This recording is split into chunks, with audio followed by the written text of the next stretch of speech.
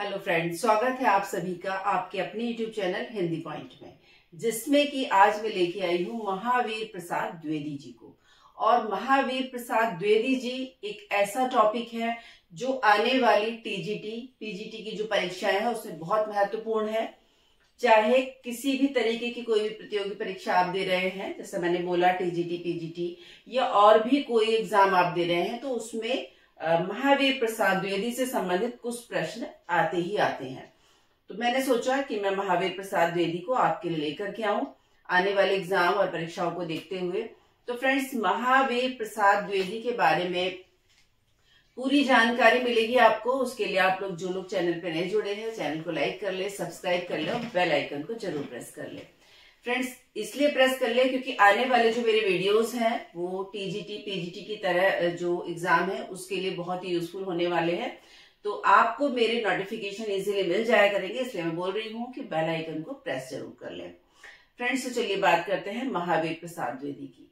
महावीर प्रसाद द्विवेदी जो कि बहुत अधिक प्रसिद्ध है, भाषा यानी हिंदी भाषा को सजाने, संवारने और मांझने के लिए इनका बहुत ज्यादा योगदान रहा। इन्होंने बहुत अधिक परिष्कृत किया हिंदी को, और जो हमारी भाषा खड़ी बोली है हिंदी, उसको गद्य और पद्य की भाषा बनाने के लिए इन्होंने बहुत ज्यादा योगदान दिया।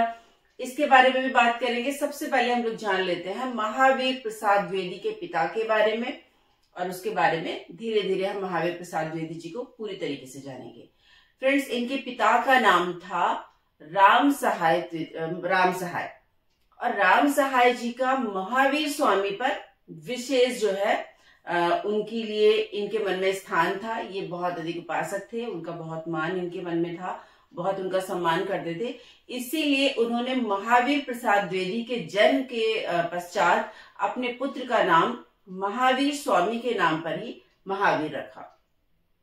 जब बालक महावीर धीरे धीरे बड़ा होने लगा तो उन्होंने गांव की ही एक पाठशाला में इनका जो है नाम लिखवा दिया, और प्रधानाचार्य जी ने भूलवश इनका नाम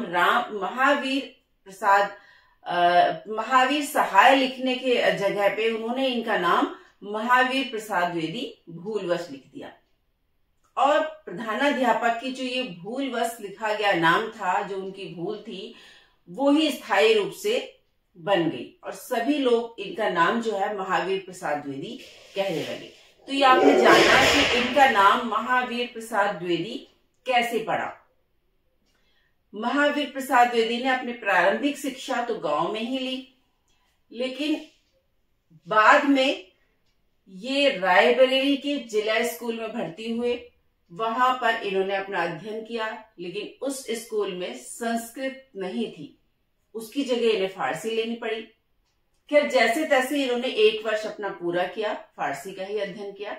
उसके बाद ये उन्नाव जिला के रंजीतपुर स्कूल में इन्होंने दाखिला ले लिया, और वहां पढ़ने के बाद उसके कुछ समय, मतलब 1-2 साल पढ़ने के बाद ये फतेहपुर चले गए अपने विद्यार्जन के लिए।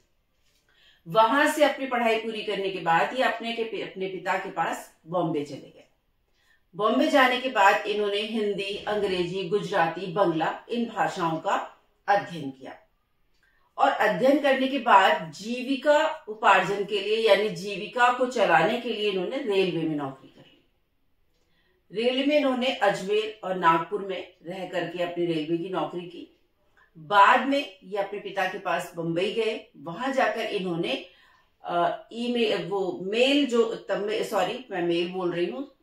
तार को देने की विधि सीख ली, और रेलवे में ही सिग्नलर हो गए।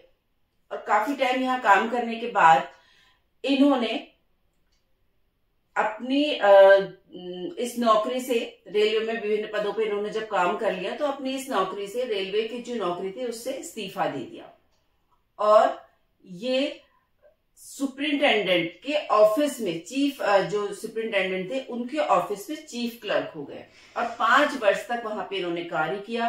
और 5 वर्ष कार्य भी उन्होंने, इसलिए ये समयावधि कम इसलिए रही क्योंकि इनके जो सीनियर ऑफिसर्स थे उनसे इनकी बिल्कुल पटती नहीं थी, इसलिए इन्होंने इस्तीफा दे दिया। साथ ही साथ एक चीज और बताना चाहूंगी कि जब ये सरकारी नौकरी कर रहे थे, जो कि एक नीरस वातावरण होता है, कोई खास उसमें उन्माद या कोई हंसी मजाक वाली ऐसी कोई खास बात नहीं होती, या मन बहलाव वाली बात नहीं होती, केवल एक नीरस माना जाता है। ऐसा मैं नहीं कह रही हूँ, ऐसा मैंने पढ़ा है, ऐसा मैंने समझा है, जितना मैं समझ पाई हूँ। महावीर प्रसाद द्विवेदी को मैंने पढ़ा तो उसमें यही चीज निकल करके आ रही थी कि जो सरकारी नौकरी जैसे नीरस वातावरण में भी इन्होंने अपने साहित्य के प्रति जो इनका रुझान था, साहित्य के प्रति जो ये काम करना चाहते थे, इन्होंने तब भी किया, साहित्य सृजन में ये लगते रहे।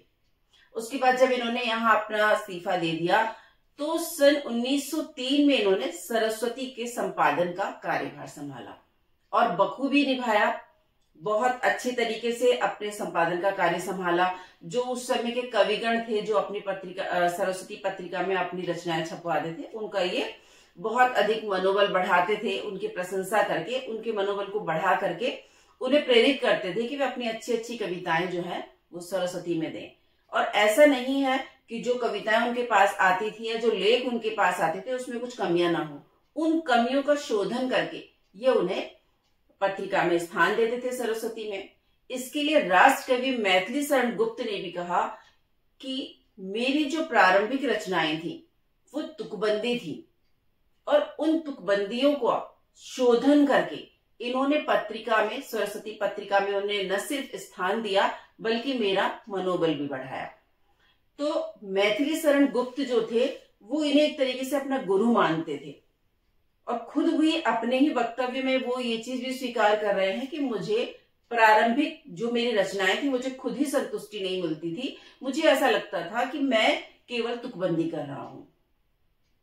तो इस तरीके से आपने देखा कि महावीर प्रसाद द्विवेदी इस पत्रिका, सरस्वती पत्रिका के संपादन में रहते हुए नए नए कवियों का भी मनोबल बढ़ाते थे और काव्य के लिए तो बहुत अधिक काम करते ही थे। तो सन 1903 से लेकर के 1922 तक इन्होंने सरस्वती के संपादन को संभाला। लेकिन जब इस संपादन से वो मुक्त हुए, इस कार्य को उन्होंने छोड़ा सरस्वती पत्रिका के संपादन का, तो जो बाद के उनके 18 वर्ष थे वो बड़े अच्छे नहीं बीते। ये कह सकते हैं हम कि बड़े कष्टपूर्ण उनके उनको टाइम उनका 18 वर्ष का बीता।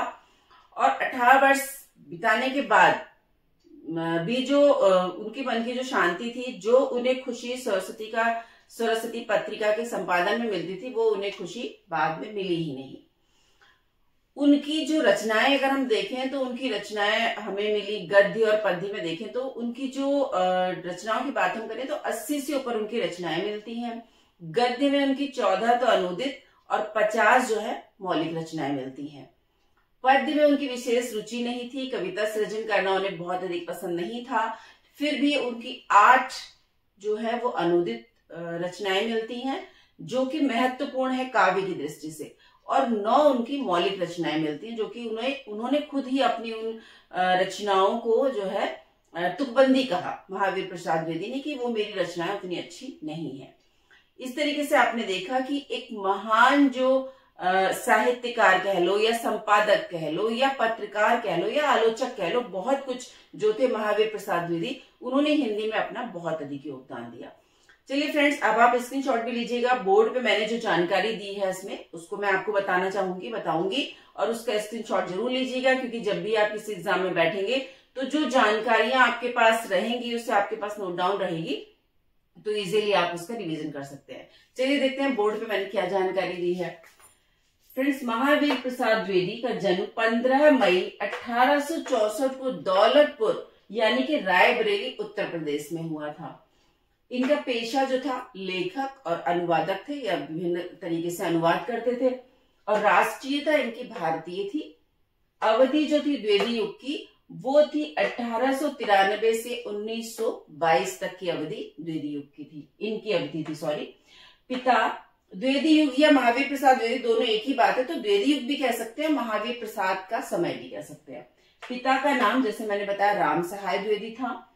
कर्म क्षेत्र साहित्यकार और पत्रकार था इनका जो कर्म क्षेत्र था। भाषा इनका जो ज्ञान था हिंदी, संस्कृत, मराठी और अंग्रेजी पर इनको पूर्ण आधिपत्य था। इन्हें बहुत अच्छा इसका जो है ज्ञान था इन भाषाओं का।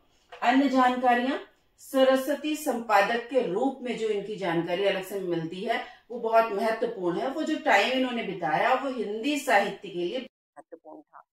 मुख्य रचनाएं देख लें तो पद्य देवी, स्तुति शतक, कान्य कुब्जावली, वृतम, काव्य मंजूषा, सुमन आदि जो है इनकी मुख्य रचनाएं मिलती हैं। और गद्य को देखें तो हिंदी भाषा की उत्पत्ति जो इनकी रचना थी, संपत्ति शास्त्र को इन्होंने लिखा था, साहित्यालाप और महिला मोद आदि जो है वो हमें मिलती हैं। और अब हम देखते हैं आखिर में उनकी मृत्यु का जो समय था वो था 21 दिसंबर 1938। आप स्क्रीनशॉट लेना चाहते हैं तो स्क्रीनशॉट भी इसका ले लीजिए। फ्रेंड्स, तो इस तरह आपने जाना महावीर प्रसाद द्विवेदी को।